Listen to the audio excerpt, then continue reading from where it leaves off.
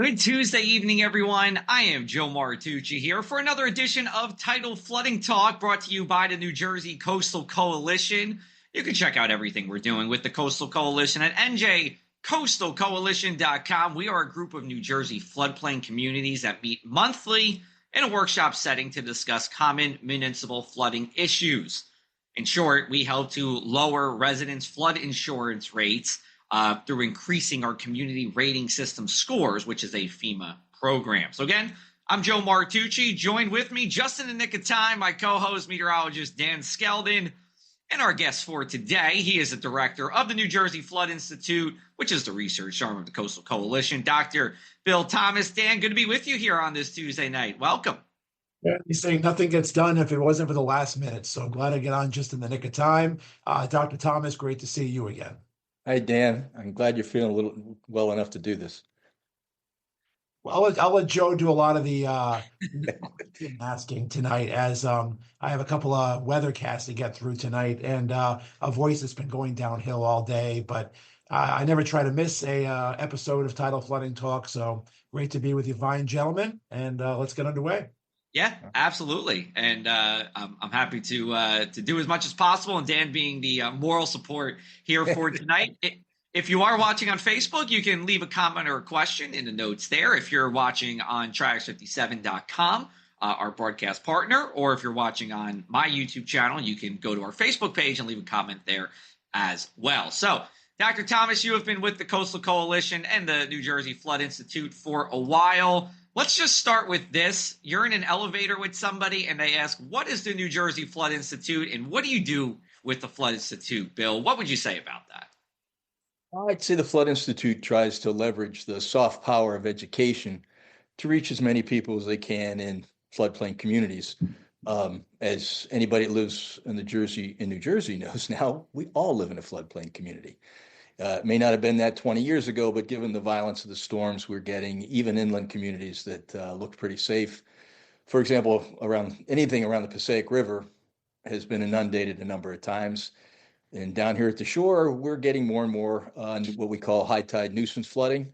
So that if you're new to the shore and you're not salty enough to really care about what the moon's doing and king tide, high tide sort of stuff, you'll get salty enough soon because you're going to wake up to water in the streets when it didn't rain because it's coming back through the outflow pipe. So we try to reach as many people as possible, as efficiently as possible. And that's one of the reasons we have a show like this to work through, because you guys both reach a lot of people. And that's all we can ask is, we can't turn the water around, and it's living on a barrier island. There's no way in the world we're going to raise the whole island, even though if you've been down there, you've seen the houses raised. The cars can't get raised and the sidewalks can't get raised. So we got to get people around. And the best way to do that is for them to understand what they're up against and move their car accordingly so that they don't get flooded. Get their kids out of school in time so they don't wade through the water.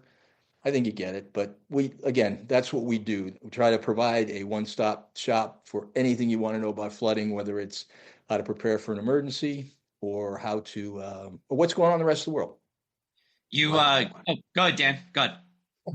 Bill, there's so many different ways to reach people nowadays, so many different social media sites, so many people that aren't on social media. So what types of outreach, and I'm sure they are many and vary, you don't have to go over all of them, but you just give us a little bit of an idea of what type of outreach you participate in to try to reach the most number of people and also a varied segments of the population. Sure. We've got the standard array of social media sites to reach that crowd: Facebook, Instagram, the X account. We have our monthly meetings, right? When we're in, we not only bring people to talk about flooding, but try to reach as many municipalities and the local decision makers, county and state, as well as municipal as possible, so we can share what we're learning, as well as best practices that our members have come up with. Thirdly, we try to reach out to schools. I've just completed about 6 weeks of work on a couple grants that will enable us to go into communities around New Jersey that probably don't know their flooding history and prevent, I'm a big believer in stories and the power of a good story to get you to remember things. Yesterday I was getting some blood taken, and, I'm one of those guys that can't stop talking, and I was a teacher forever. So you try to take something as, boring as how did the methane ring get named, and tell a story about the guy falling asleep on the bus and dreaming of a snake with its tail in its mouth. Or how Einstein, a lot of things happened on buses, believe it or not. Einstein figured out relativity on it. So anyway, we try to bring that power of storytelling to schools. But of course, we do it by having people like you and Joe go to schools for us, and we're trying to do more of that. So the short version is we try to hit as many of these as we can, realizing that every demographic matters to us, and certain demographics, like if you're my age, you're probably on Facebook. If you're my daughter's age, you probably have never been on Facebook. But we got to reach her too. So we're trying to learn as we go and hit as many sites as possible. But if you hit New Jersey Coastal Coalition, you can see us on several platforms, and that'll get you to the Research Institute if you want to dig deeper. Dr. Thomas, you live at the Jersey Shore. You live in Atlantic County, right on the coast there. In your time, being at the shore, right? Have you noticed changes? Have you, and I don't mean just, hey, I've seen more water, but have you noticed more resiliency to flooding, and how does that parlay into the work that the Coastal Coalition's been doing?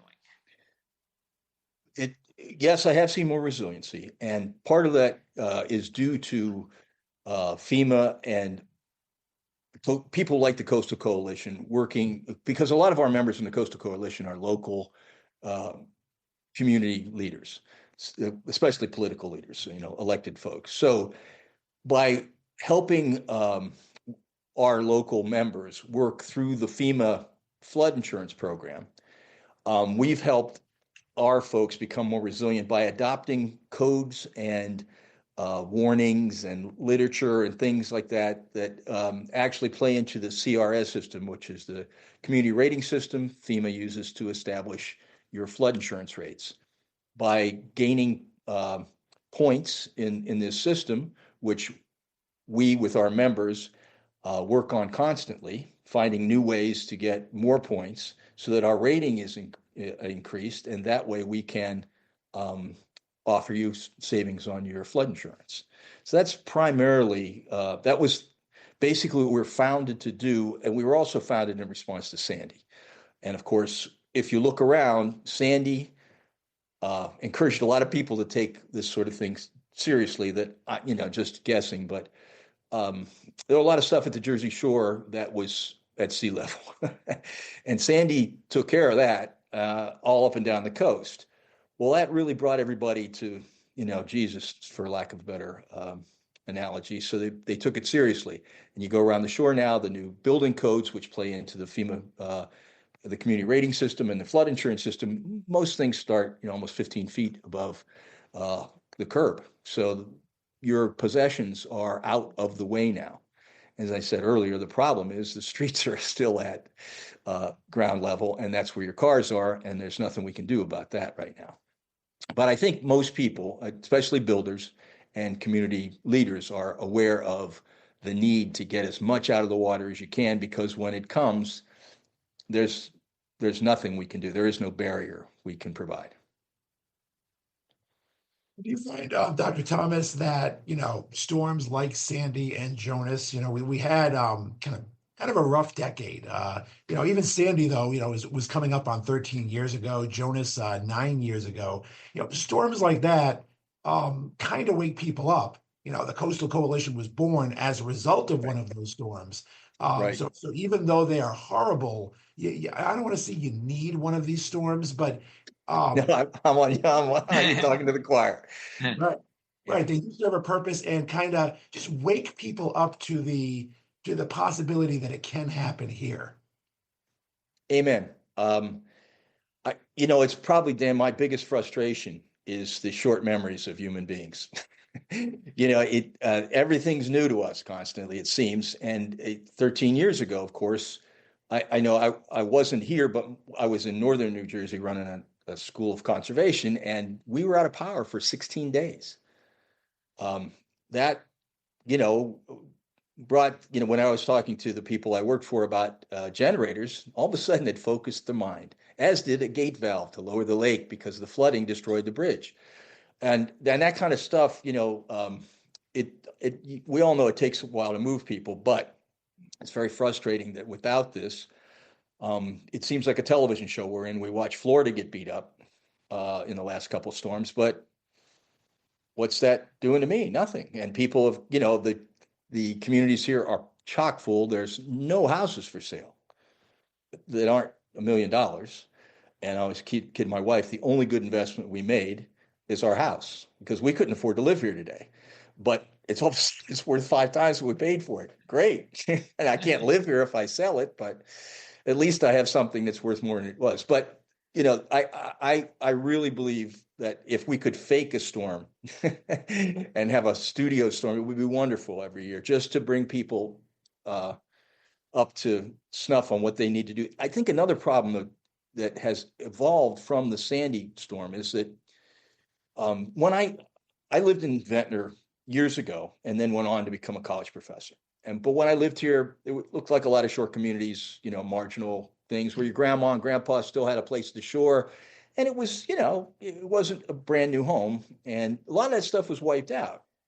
Well, a lot of the houses that are here now don't seem to have anybody living in them year round. They seem to be summer residences or rentals. Well, that makes it a lot easier if you're in City Hall because you've got this brand new rateable that brings in tax dollars with no kids going to school and nobody raising hell year round, which, Old Ventnor was a regular city. We had people of all, stripes and the police were busy all year. It was just a regular town. Now, you can pretty much bowl here till May on any street. There's nobody on the street. And we kid in my street, if a door opens at 9 o'clock, everybody's at the front door because it's so quiet. That said, that poses another set of problems for people like the coalition because the storms don't typically occur in July. So when we're packed and most of the money people who can afford the $1 million summer home are here, we have nothing to sell. They're just enjoying the sunshine. When they go home and things get rough, their cars aren't here. So it's hard to, without a real storm to come in and actually do some damage, it's hard to sell people on preventive measures that they don't see themselves as needing because it's nice when they're there. So, and they're back wherever they are, Philadelphia, New York, or other parts of New Jersey when things get lousy in September. So that's another something we've got to work through because as we evolve, and the towns evolve, we have to find ways to reach everybody we can. Right. But we are doing that. I mean, we have our monthly meetings with the New Jersey Coastal Coalition. A lot of the homes are raised at this point in time, and they just continue to. But to your point about the pricing out of, full-time residents, I mean, this is, from 2020 to 2021, home values rose anywhere from 15 to 20% here that I'm reading. And then even in the last 12 months, the home value in New Jersey went up another 8.2%. So, we're getting and, I don't have to say this, at the shore, these houses are getting bigger and bigger, right? And they are getting elevated, which is good against the flooding. But to your point, Bill, we're talking about more people who aren't at the shore year round who may or may not be aware of what's, going on here. So, how do we balance, or in your view, how do we balance, making sure the dwindling number of homeowners who are year round at the shore are, protected against the coastal flooding while also educating people who might only be here 20, 30 days a year that this is something that, is serious as well? We're kind of taking a two-pronged, more than a two-pronged approach, right? We're hoping like when this goes national and NBC picks it, I'm just teasing. But NBC did pick us up. Remember, we had a news story on our That's right. We had a news story 4.0. Yes. And folks like you and Dan have followers. So people who are interested in weather are getting looped into flooding. But I think the biggest thing we're going to have going for us, hopefully this year, is a really intense effort to get into the schools and provide not only historical flooding information, but a hands-on sort of thing that the kids can wrap their minds around, especially middle school children, and begin to pay attention to as they grow up and hopefully live here. Yeah, I'm old enough to remember when people threw stuff out the windows when they're driving, littering. And you may, if you're old as I am, the Iron-Eyed Cody shedding a tear when the Native American looked at the landscape covered with it. Well, they reached the kids, right? And my child, it was water conservation. So if I'm running the sink while I'm brushing my teeth, I got a lecture. I believe that's how this stuff gets done. Mom and dad are busy, but once the kids start to talk about this stuff at the dinner table and what they can do, and did you know, Mom, that the water was over the stop sign down at the corner during Sandy? What? Yeah, water was 6 feet in the street here. Oh my goodness. Then we'll have a chance. And I believe that when you get good teachers, storytellers, communicators in with these things, they pluck a heartstring with people. People want to know. It's just there's a lot of things to know. And I'm guessing you guys, because meteorology can get pretty geeky, but it's also everywhere all the time, and everybody's really interested in the weather. Depending on it, a sliding scale, obviously, but they're interested. And for example, just to tell a story, someone was asking me, because my time here was basically with boat builders and people who, had lived here all their lives. So they're pretty salty. But even they said, in Sandy, they realized they didn't know where the manhole covers were. So you think you're walking down the street and the next minute you're gone. There's no amount of prep. There's no amount of, I know the ocean, it's going to help you then. So they said, you know what? I got out of here. I knew I should move. And when those people you start to tell those stories and put names on them that local people know and respect, you really, I think you start to get through that, Dr. Bill said that, he was walking down the street and he saw somebody disappeared into a manhole. And mom and dad know what that means. The little kids don't quite know what that means, but that's the last day on earth if you're not careful. So I think that's going to be our biggest way into folks, is they're going to start to grow up knowing that they have to pay attention to flooding. I mean, for example, Atlantic City floods 8 to 10 times up until recently. By 2030, they think it'll be 20 to 35 times a year, just in nuisance flooding. And by 2100, we're talking about once a week. Well, once that happens, holy moly, we've got some problems. So anyway, I believe in the power of storytelling and education. And I think we're going to start to get to the next generation, as well as teachers who will enjoy putting this stuff in class because it's exciting. Floods are exciting. Weather's exciting, right? Yeah, weather is exciting. Yes. So I think there's a powerful story to be told. I just think we've got to have, once we get in there, we'll do our job and we'll start to build a coalition. But I, again, believe that, I grew up not littering paying attention to environmental things, because that started when I was a kid. Yeah. And it was of interest, and it became part of my life. And I think we're on our way to doing the same thing. Right. This is a good time to just talk a little bit about one of the new programs we have at the New Jersey Coastal Coalition. It is our web app 4.0. So we did create our own app in conjunction with Weston Solutions. They've all been funded through FEMA grants, so thank you to FEMA for that. The fourth edition, though, what it allows residents, so all of you watching, and people within the administration, your local administration, is allow for automatic updates relating to flooding. Web app 1, 2, and 3.0, someone at town hall or police or OEM had to trigger this flooding alert. Not anymore. This is automatically generated, and you see information from where the safest places to park are, those high areas in town, to evacuation routes, to other things around you, to what level of tide waters does it take to flood your block. If you go to njcoastalcoalition.com, you can check out all this emergency information. We just released it in January. We were in Longport. Bill and I were there. We were on NBC 10 talking about it as well. We have Longport and Commercial Townships. So Longport's in Atlantic County, Commercial Townships in Cumberland County, that were our first adapters. And right now we have over 10 additional towns in the state that are working towards getting this done for your community. It's free to the town. It's free to you as the homeowner or the property owner.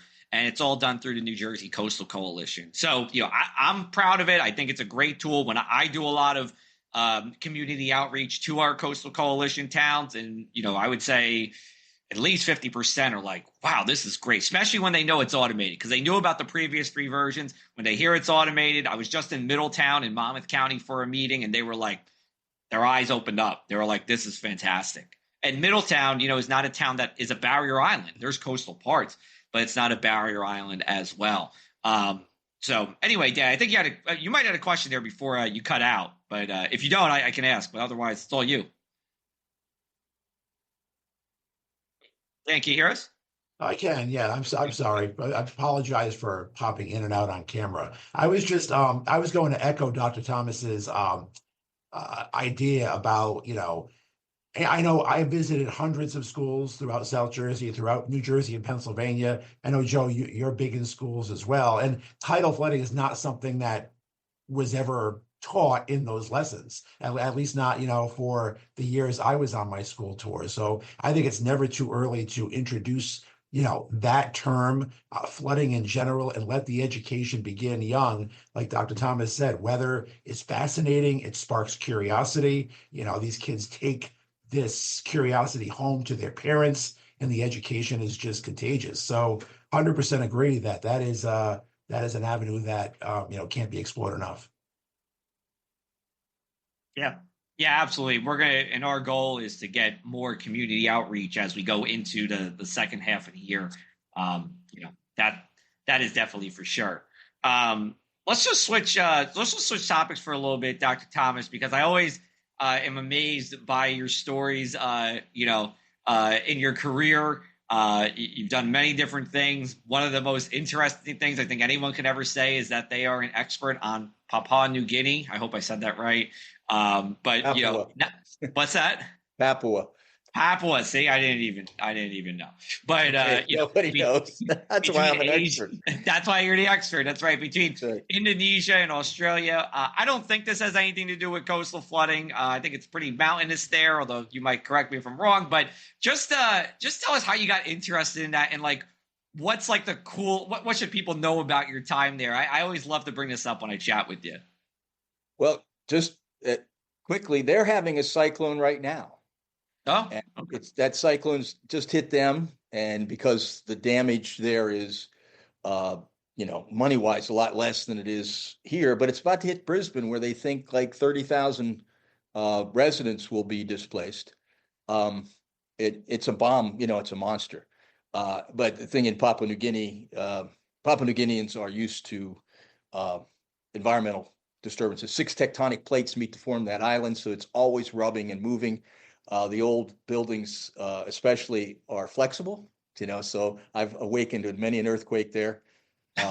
You get knocked, How's that? Yeah, and it was just an earthquake. There's nothing to break, so it was great. But yeah, they're subject to the same things we're going through. I get, the reason I got to go to Papua New Guinea at first was that my professor had written his dissertation on cannibalism accusations. I had been there on my own. They were going back to follow up to try to figure out what exactly was going on. And I said, well, I've been there. I'll go back. And, the story I always tell the kids is they don't like white meat. So I'm safe, but they still have a terrible problem with witch killing.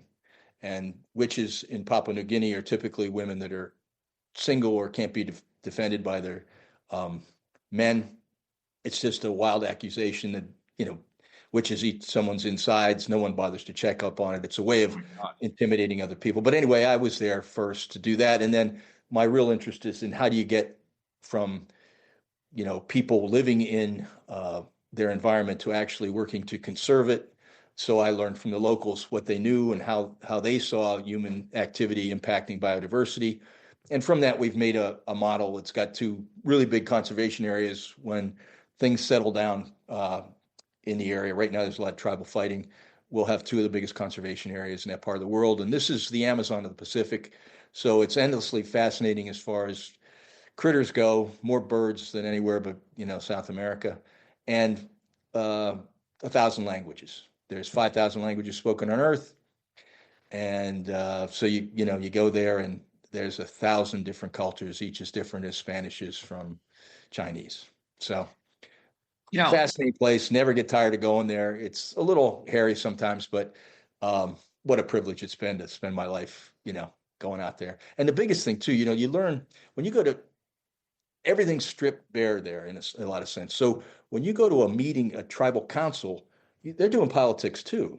And you begin to realize the importance of consensus and how you come to that. Where, you don't get that class in America often. And, political things are limited here sometimes to a council of 4. Well, there's a council of 44 there that have to agree. And, all the importance of hearing people out, the importance of just shutting your mouth and listening, which is a lost skill for many of us, right? That's been those things have changed my life. In addition, every time you go, something happens. You go, boy, if you and I were having a beer right now, there's a great story to be told.